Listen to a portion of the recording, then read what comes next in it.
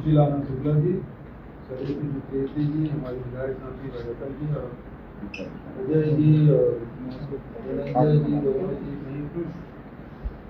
अंदर और देवरी गांव के किसान भी साथ में बैठे थे। मैं सभी पत्रकार साथियों का स्वागत करता हूँ। पिछले 3 दिन से लगातार ग्राम अंदा के, देवरी के और गुरगुन के किसान मुझसे मिलता है। ग्रामवासी मिलते हैं, सरपंच और सरपंच, पूर्व सरपंच, सब लोगों ने मुझसे मुलाकात और समस्या बहुत गंभीर है। और इस प्रकार से सरकार नियमों को, कानून को बलाय ताक में रखकर किसानों और ग्रामीणों के विरोध के बाद भी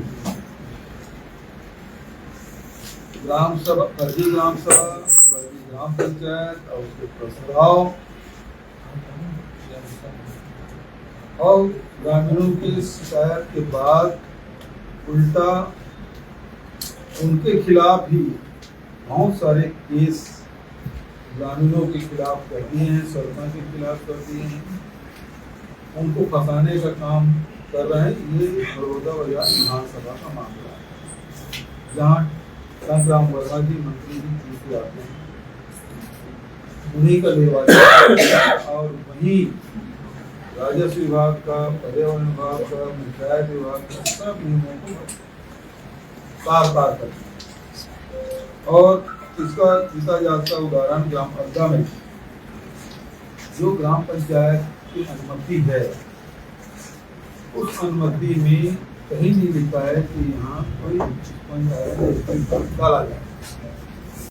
और ये स्पष्ट रूप से लिख के देते हैं कि गांव के लोग नहीं चाहते कि यहाँ कोई प्लांट लगे।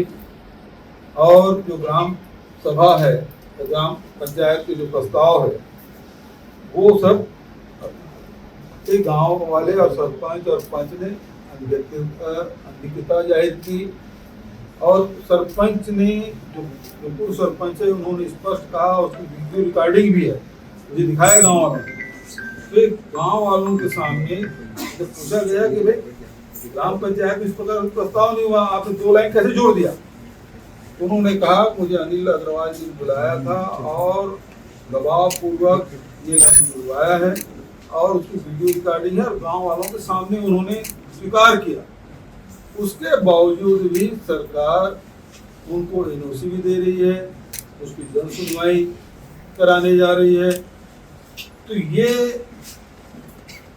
नियमों का भी गांव वालों की भावनाओं के विपरीत, पंचायत के प्रस्ताव के विपरीत सरकार काम कर रही है। बल्कि जिन लोगों ने इसका विरोध किया उनके खिलाफ, किसी के खिलाफ अतिक्रमण का केस बना रहे हैं। मजेदार बात यह है कि उसका भाई लगानी भूमि होता हो, आबादी भूमि जो गांव में, शहरों में सब आबादी भूमि पहले चिन्हांकित गवर्नमेंट द्वारा किया जाता है, उसमें सब मकान बने रहते हैं, उसका कोई पट्टा होता नहीं। हम लोग समय पट्टा दिया गया था। उसके भाई की जो जमीन है उसका कब्जा बता के सरपंच को धारा 40 का 36 हो गया था, उसका अतिक्रमण का नोटिस दे दिया गया और ये 25 तारीख की सुनवाई है, उसको हटाने की कार्रवाई। मतलब आप विरोध करोगे तो आप पद में नहीं रहोगे, आप विरोध करोगे तो एक मकान बनाने की भट्ठा रखा था, उसको भी वो जब्ती बना दिया और बढ़ा चढ़ा बता दिया। मान लो 10,000 ईंट भी बनाया होगा तो बता दिया 1 लाख बनाया।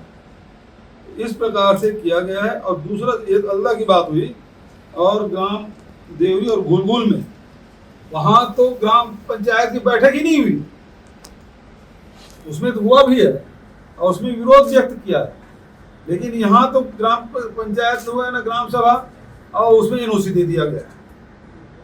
इतना फर्जीवाड़ा, तो इतना फिर नियम फिर हटा ही दे, नियम की जरूरत क्या है? क्योंकि सरकार इसी की है, विधायक वो जिम्मेदार मंत्रिमंडल के सदस्य हैं और उसके देख रेख में, उसके संरक्षण में, क्योंकि जो व्यक्ति वहाँ इंडस्ट्री डालना चाह रहा है, कहीं वो पूर्व सांसद के वो सांसद प्रतिनिधि रहे हैं और सत्ता के बहुत करीब हैं, तो तो सत्ता के करीब होने का मतलब ये नहीं है कि आप सारे कायदे कानून को आप धता बता दें या तो कानून ही समाप्त कर दो, क्योंकि आप तो ऐसी संविधान भी विश्वास नहीं करते। तो इस प्रकार से घटना घटी है और ये सारे साथी परसों भी आए थे मेरे पास, आज भी आए, शैलेश भाई भी आए थे, उनके साथ मैंने कहा आज बात कर लेते हैं। सरकार इस प्रकार से यदि करेगी, नियमों को कानूनों को यदि इस प्रकार से उल्लंघन करेंगे तो निश्चित रूप से कांग्रेस पार्टी इसका पुरजोर विरोध करेगी और लड़ाई किसानों के और ग्रामीणों के हक में हम लोग लड़ेंगे। ये मैं स्पष्ट रूप से कहना चाहता हूँ कि जो शिकायतें हुई उसकी सही जांच होना चाहिए। अब उसका उसमें दे दिए हैं, भेज दिए, कितने महीने हो गया एफएसएल में कब का महीना या तक भेजे, वो भेजे नहीं ना, वो गलत बस है। ये लोग पुलिस की शिकायत किए और वो जो लिखावट है मिलान करने के लिए भेजे हैं, उसका अता पता नहीं है। 10 महीने हो गया तो कार्रवाई कुछ कर नहीं रहे लोग।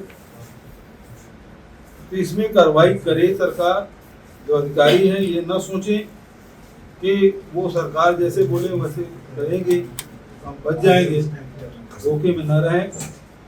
जनता जागरूक है, जनता के साथ मिलकर लड़ाई करेंगे, इस पर ठोस कार्रवाई हो। गाँव वालों के संतुष्ट होना चाहिए। और जो दोषी है, जो ग्राम पंचायत को जो इतना ताकतवर बनाया गया है भारत सरकार के द्वारा, उसको कमजोर करके वो उद्योगपति अपने घर में सरपंच और सचिव बुला के जो प्रस्ताव पारित किए उसके खिलाफ FIR होना चाहिए, उसके खिलाफ कार्रवाई होनी चाहिए।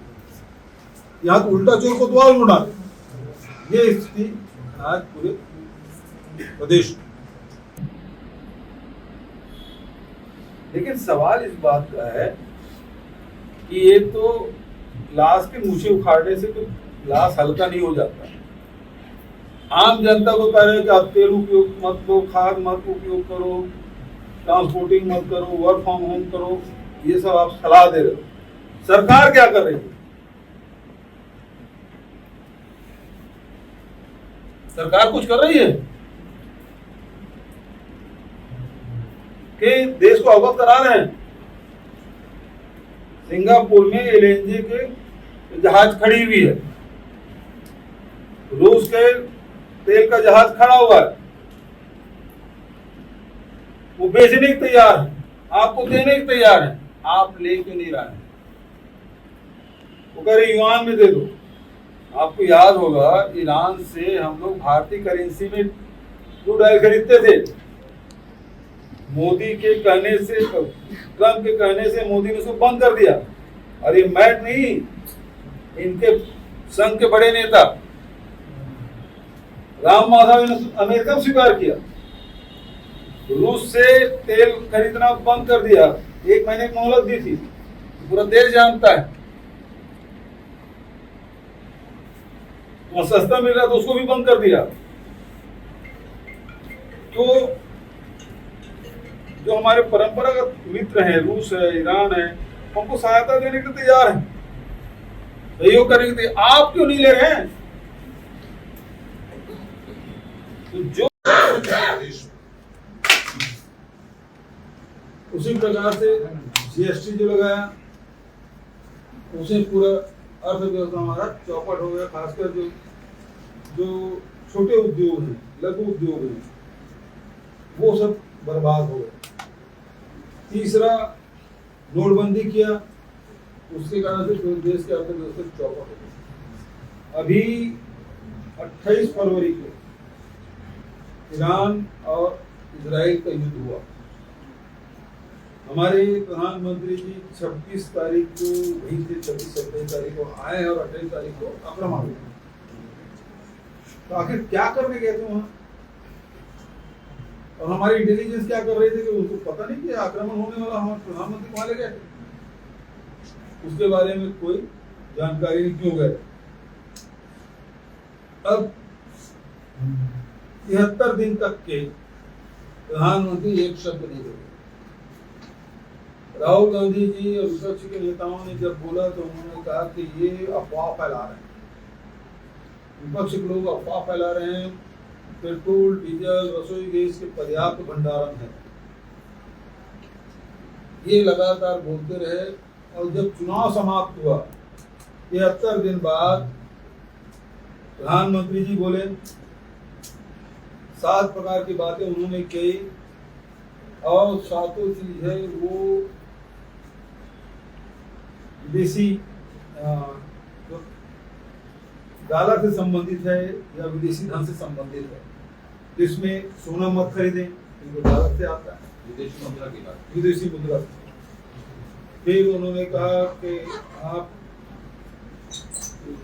उर्वरक उपयोग न करें, कम करें, जैविक खेती करें, क्योंकि LNG से ही यूरिया बनता है, DAP भी विदेश से आता है। फिर डीजल पेट्रोल का उपयोग कम करें, मतलब उसके बाद रासायनिक आते हैं उसका उपयोग कम करें, विदेश यात्रा न करें और वर्क फ्रॉम